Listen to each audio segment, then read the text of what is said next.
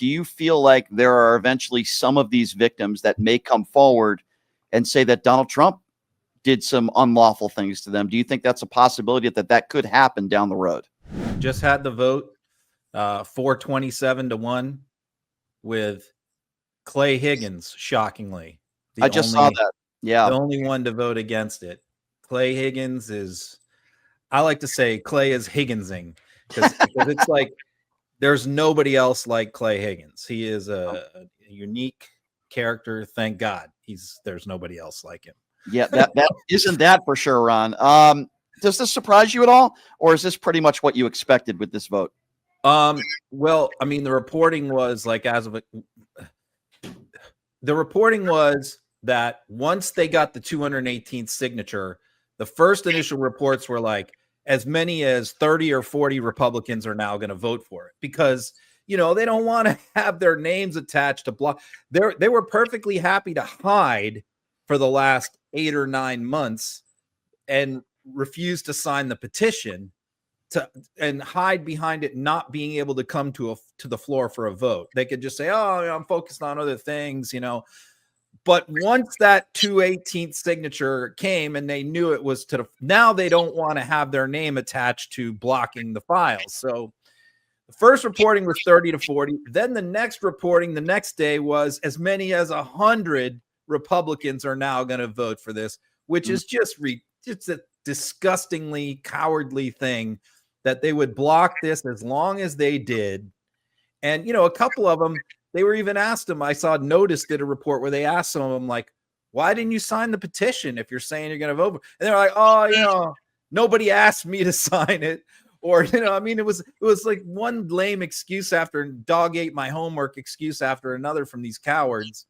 But then when the reporting got to like 100, that's when Trump sent out his post saying, okay, everybody just vote for it now, because, you know, he didn't want to be humiliated by him opposing this and having as many as 100 members of his own party vote against him.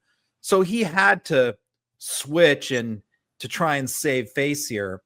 But the question is, you know, what happens now? Well, I have a theory. I wanted to ask you about this, right. and I know I'm not the only one with this theory, but immediately when I saw that Truth Social tweet by Trump telling Republicans, go ahead and vote yes, I thought to myself, there's a reason why he's doing this, and I think part of it is what you just spoke about, right? He wants to try to save face, not look bad.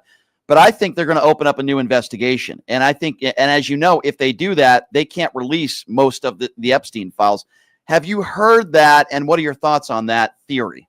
Yeah, there's multiple different things that are likely to happen or could happen right now that it's cleared the House. It's got to go to the Senate. And right. Mike Johnson said today that he had a conversation with John Thune, the majority leader, and that several amendments are going to be issued in the Senate. Now, devil's in the details there. I mean, he continues to falsely claim that there's victim info in here that needs to be redacted. That bill is in the petition. There's no victim impact. There's no victim info that was ever going to be released. Mm-hmm. So he's talking about national security concerns. I think what they're going to try and do is really gum this up in the Senate with a lot of amendments. They're talking about like people who are innocent, who are mentioned in the files, witnesses who came forward to give information. You probably had a lot of informant information in there as well. National security concerns, the fact that maybe some U.S. intelligence agencies were monitoring Epstein's activity both in banks and overseas, contributed a lot of the information. So they're worried about blah. The thing is, once you start doing this, and then it comes down to the final bill comes down to the Department of Justice, and how are they going to interpret it? We already know that way back in March, April, Kash Patel assigned as many as 1,000 FBI agents to go through these files and to redact every instance of Donald Trump's name, citing there's some exceptions to the Freedom of Information Act, Section 6 and Section 7, citing those sections, saying that Trump's name should not be revealed because he was a private citizen at the time, all these ridiculous excuses. So really the question is, How is the Senate going to water this down? What are they going to do to gum it up? Then how is Pam Bondi going to interpret that language? And then what are they going to put out, if anything? Because as you said, yes, Trump has ordered them to open up a new investigation after Bondi announced back in March that the investigation was closed. And will they use that as an excuse to then say to Congress, we can't release anything? What we know is like they have used every trick in the book to drag it out this long, 11 months. And they're going to continue to use every trick in the book to drag it out even more. So the Laura Loomers of the world and others, because it seems like, and I know you know her personally, she never seems to hold Donald Trump to account. It's always his advisors and everybody else, and it's never Donald Trump's fault. What's going to be the excuse this time? I'm wondering, what are the people on the far right and these people on social media going to say when eventually, and I agree with everything you just said, I think it's going to be delayed and delayed and delayed, and I don't think we're going to see it in Trump's presidency. What's going to be the excuse from the right?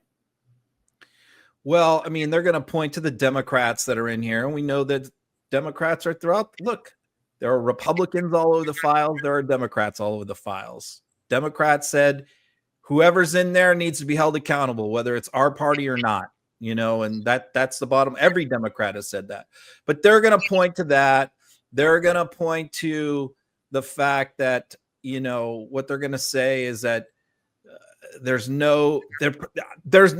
doubt that they're ever going to release any information that's going to tie Trump to anything. We know that there's tons of stuff in the files where people have implicated Trump. I question whether any of that will ever come out. And so they'll just keep pointing to that. Like, hey, look, there's all these Democrats mentioned. There's nothing in here about Trump. Of course, magically it's all redacted out, and that's what they're going to fall back on. Why? The other thing that you hear a lot from them is, well, why didn't Democrats release this during the Biden presidency? I mean, Maxwell trial. They couldn't. Maxwell's case was pending. The trial was pending. Then her appeals are pending. DOJ cannot, if they had released anything to the public, then she could have gotten her charges thrown out.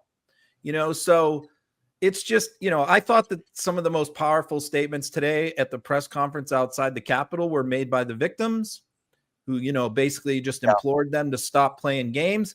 And by the way, the number of victims continues to increase. Every single time they do a press conference, more. We know there's like over 1,000 victims. Yeah. And, the first one might have had 6 or 7. Now they got like 30 or 40. More are coming forward all the time. There's so many of these women that were girls then who have never spoken about this, never given any statements. And we at Meidas, I know Aaron Parnas has been reaching out and working to try and get some of them to come forward. And I think that some of them have never met each other, and they're kind of forming these support groups too, and that could help get more info out there. Ron, I know this is like a hypothetical and we don't know, but do you feel like there are eventually some of these victims that may come forward and say that Donald Trump did some unlawful things to them? Do you think that's a possibility that could happen down the road? Yeah, I think it's possible, but I think they're really scared. Yeah. They're scared of a few things. They're scared of lawsuits, and that's the other thing you hear all the time. This is another excuse you hear from the right, which is, well, why don't if Donald Trump was involved, one of these girls would have said it. Well, they're all afraid of being sued. They've said that numerous times. One person came forward and implicated Alan Dershowitz and got sued immediately by Dershowitz.